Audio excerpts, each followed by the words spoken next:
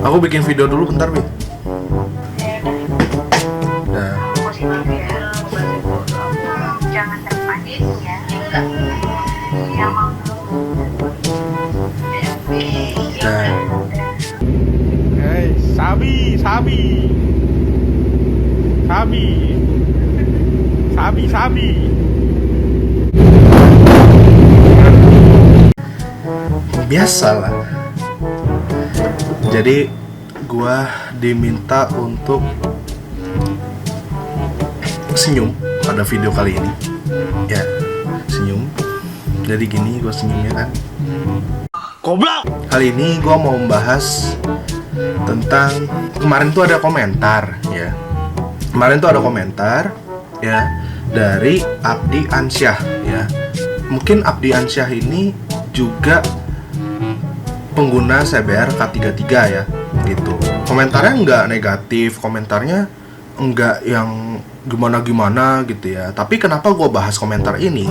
Karena gue mau, akhirnya dengan komentar ini gue jadi kepikiran, gimana kalau misalnya gue bikin video permulaan gue dapet si CBR ini, kondisinya kayak gimana dan lain-lainnya gitu kan ya. Gue jelasin runtut sehingga gak cuma si Abdi Ansyah aja nih yang tahu ya, tapi orang-orang juga tahu sebelum motor gue nih jadi kayak sekarang itu gimana sih gitu ya.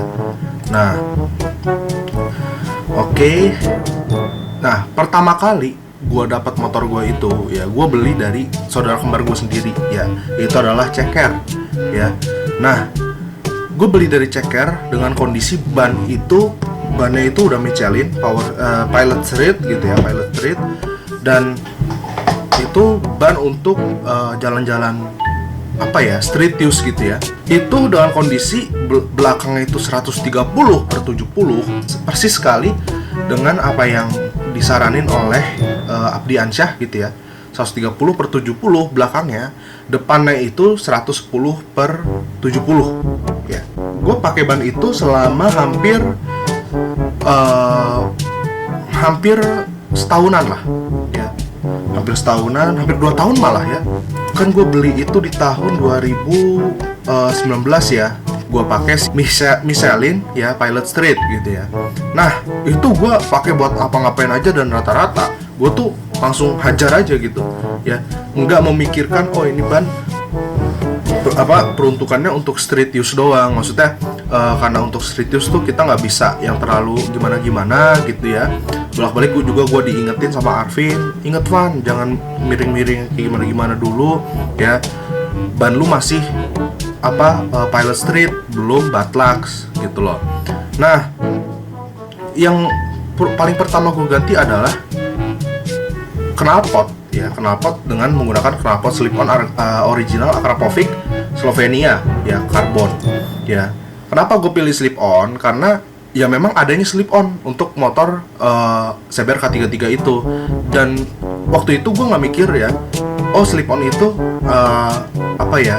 emang yang buat street use, yang full system itu untuk race use gitu fungsinya. Nah, tapi baru-baru ini gue akhirnya, karena banyak knalpot di razia gitu-gitu ya, razia knalpot, gue akhirnya belajar gitu loh. Ternyata kalau knalpot untuk street use itu ya si slip on, tapi kalau untuk race use itu full system gitu kan ya. Makanya full system itu menambah menambah power gitu kan. Nah, knalpot itu salah satu yang tidak disarankan untuk diganti oleh si Abdi Ansyah ini gitu ya. Oke, memang knalpot itu agak gimana ya, soalnya kalau slip on juga nggak nambah power sama sekali, bahkan bisa jadi dia mengurangi power. Tapi yang sekarang yang gue rasain adalah sebetulnya sih nggak berkurang-kurang juga sih, malah agak bertambah sedikit gitu ya. Itu yang gue rasain ketimbang yang dulu ya. Nah, terus ya sering berjalannya waktu, gue udah ganti knalpot gitu ya, gue mulai fokus kepada yang namanya gue ke ahas dunia motor dulu. Jadi gue ke ahas dunia motor dulu.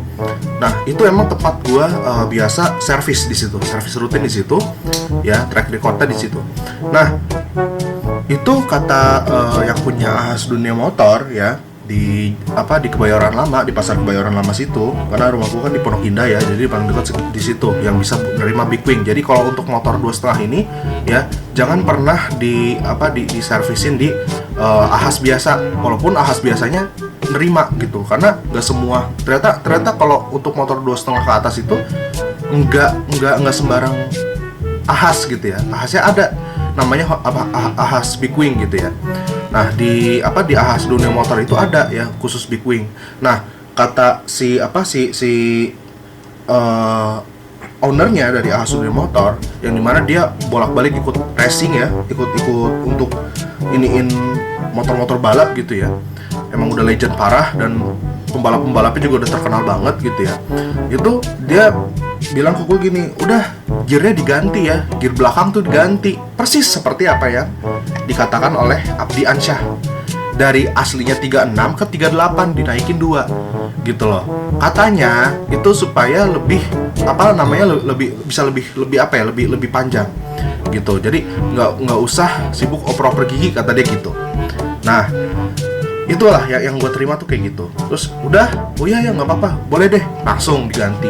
Jadi udah nih yang dibilangin sama Abdi Ansyah ya, udah gue lakuin ya, mengganti gear dari ukuran 36 ke 38 ya di bagian belakang. Nah, udah, terus habis itu gue seiring berjalannya waktu lagi ya, gue kepikiran, oh iya ban belum gue ganti, karena Pirelli mulu gue. Michelin ini tuh bener-bener bisa dibilang kurang mumpuni lah gitu ya. Gue bolak-balik ban itu begini terus gitu loh ya. Jadi setiap gue nikung itu pasti begini gitu ya, kan bahaya gitu ya. Walaupun ya gue tetap bisa menstabilkan diri gitu loh, tapi kenapa enggak gue ganti ban yang lebih bagus dan ukurannya pun lebih besar biar lebih stabil. Itu sih yang sebenarnya gue cari. Karena kalau masalah performance dari CBR K33 ini sangat memuaskan kalau menurut gue. Gue pernah nyoba banyak banget motor 2,5 ya, dari produk Yamaha, produk Honda yang terbaru CBR 250 RR gitu, yang dimana katanya itu yang paling ininya 2,5 lah ya, paling propernya 2,5 ya. Gue oke lah, iya. Tapi sebetulnya powernya juga ya power ciri khas 2 silinder gitu, berbeda dengan power yang dihasilkan oleh 1 silinder nih ya. Yang dimana 1 silinder itu biasanya motor-motor 1 silinder itu tuh torsinya doang yang nampol, kayak KTM gitu ya. Nah, tapi kalau untuk si Honda CBR K33 ini itu kayak kebalikannya gitu loh ya. Torsinya itu lebih kecil daripada horsepower-nya, HP-nya ya, yang dimana itu biasanya didapetin oleh motor-motor yang 2,5 yang 2 silinder gitu loh. Nah, tapi karena dia itu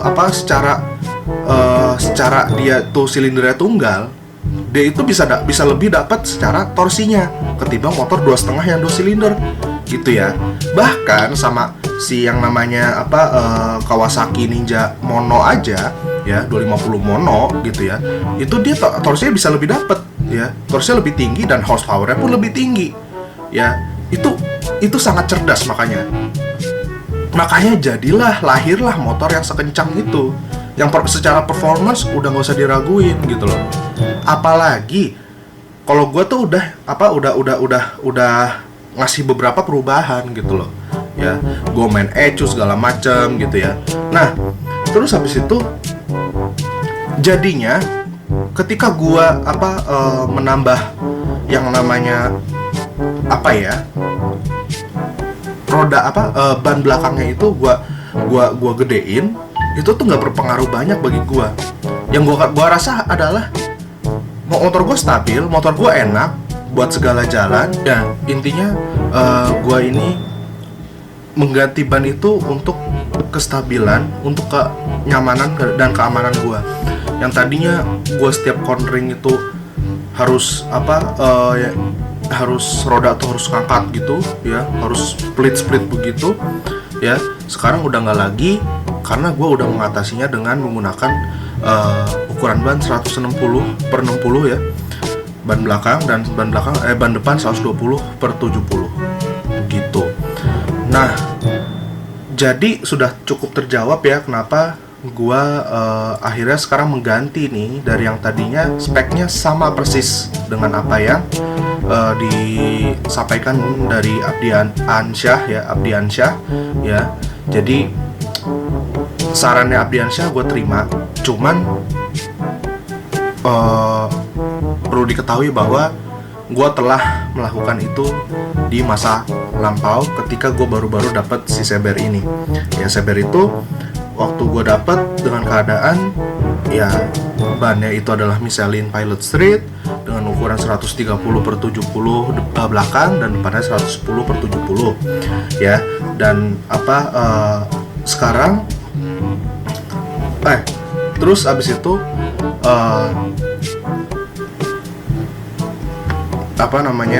knalpot ya, waktu itu knalpotnya adalah knalpot dari Sedox ya, buatan Indonesia lokal ya, karena Ceker itu cinta banget sama yang namanya produk-produk lokal gitu ya.